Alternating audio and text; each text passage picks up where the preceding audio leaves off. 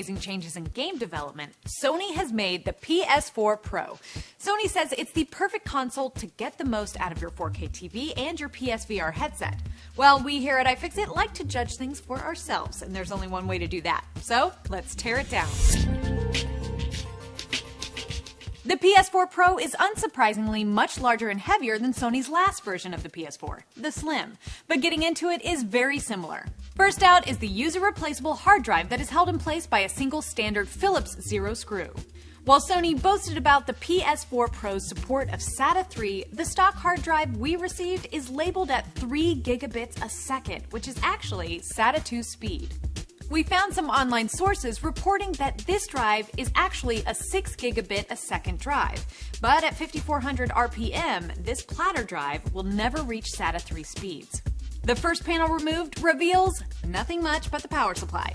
This thing dishes out a whopping 289 watts of power, up from the 165 watts in the 2013 version. Flipping the PS4 Pro over, we remove the second panel only to find a layer of shielding with a lot of screws holding it in place. Underneath, we find the motherboard. On the board, we see the 8-core Jaguar x86-64 CPU, which also includes the AMD Radeon GPU. And on the other side of the board, 8 gigabytes of Samsung-made GDDR5 RAM. You can find the complete list of chips we've identified at iFixit.com. After removing the large heat pipe assembly, we're only left with the optical drive and fan. The fan is rated for 2.1 amps at 12 volts, or 25.2 watts, explaining where some of the extra power supply power is going.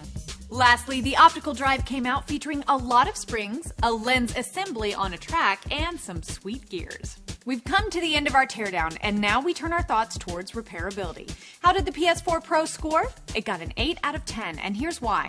On the upside, no adhesive makes disassembly and reassembly easy. The non-proprietary hard drive is simple to access and upgrade or replace, and doing so will not void your warranty. While you can freely clean the fan, removing it and other components requires a lot of warranty-voiding disassembly.